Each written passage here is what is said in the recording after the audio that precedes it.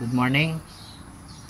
Meron po ako uling ipapakita sa inyo, gustong i-share na isang technique.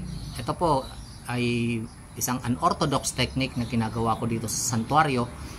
Although na ito po ay hindi ko masasabi sa inyo na ito ay tama, pero para sa akin kasi ay magandang tingnan and wala namang masama.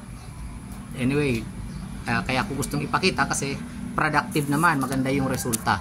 So, ito po ay isang grafted na Libia variety. Ang Libia po ay isa sa mga variety na napakabilis mamunga at marami ito pag namunga. So, ito po ang rootstock po nito ay Baikonur. Galing po sa ground ang rootstock, malayo ang pinanggalingan niya, nandun pa sa baba. More or less, ang kanyang rootstock ay nasa 18 feet. So, ito po ay ang tawag ko dito ay two cordon system, back to back and one side only. Ang ibig pong sabihin ng one side only, nasa tagkabilaan lang na side yung kanyang fruiting cane. So ito po dalawang cordon ito, isa, dalawa. Ang cordon po nito ay more or less mga pencil size na itong dalawa, at ang pagitan nila ay nasa 6 inches, 6 to 7 or 8 inches siguro ang pagitan in between ng dalawang cordon. Pwede nyo po itong gawing mas malapit, nasa inyo lang po. Kung gusto nyo halos ang pagitan niya ay 3 inches lang, okay lang, nasa inyo lang po.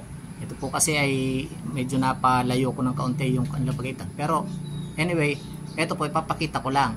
Yung cordon nito ay around 1.2 meters.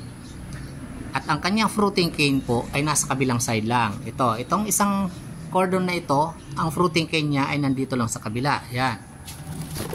Yan. Ito po, ito, saka ito. Ito naman isang cordon, ang fruiting cane niya nandito lang sa kabila. Yan. Tapos ito. Ngayon po, itong Libia ay sabi ko nga ay napakabilis nitong mamunga. So, ang kanyang cordon ay pencil size. Ang kanyang fruiting cane ay less than pencil size. Pero po, ito ay i-pruning ko na. Yung ginawa ko po ditong pruning ay modified pruning lang. Hindi po ako nito nag-pruning dito mismo sa malalapit na fruiting cane kasi nga maliliit pa at saka hindi pa gaanong brown. So, dito tayo sa dulo nagputol. Ngayon, ayan po. Yan ang kanyang mga bulaklak. Lahat po ng fruiting cane na pinutulan yan ay may bulaklak. Ayan. Dito pa po sa kabila.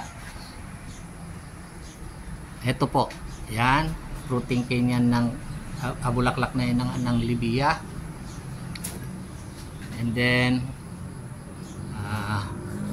ito. Ayan. Isang fruiting cane niya. May bulaklak din yan. Ayan. Ito pa. Ito pa. At saka dito sa dulo, ayan. So, lahat po ng fruiting canes niya, kahit po ang liliit pa ng fruiting canes nito ay namumulaklak. So, pero ang ginawa ditong pruning ay modified. So, kung mapapansin ninyo, yung kanyang mga dahon ay nandyan pa rin. Yan. Lahat ng fruiting canes ay may dahon. Hindi po tayo dyan nagputol ng dahon. Ayan yung old leaves. Hindi pa naman po yan nag-yellow. So, okay lang. Nagpo-produce pa yan ng pagkain. Pero once po na nag-start yan mag-yellowish na ang kanyang dahon, kinakailangan tanggalin. Kasi magiging liability po yan sa halaman. Magko-consume siya ng energy pero hindi na siya nakakapag-produce ng pagkain, ng nutrients. Kasi nangyayari po ang production ng pagkain ng halaman ay nasa leaves. Pero dapat yung hindi pa nag-yellowish. So, ito yung mga bagong dahon na yan. Kasi dito natin pinutol. So yung bagong talbos, may bulaklak at meron siyang bagong dahon. So eventually po, pag nag-mature na itong mga dahon na ito, hindi na sila productive, puputulin natin yung dahon na ito na yung magpapakain sa halaman.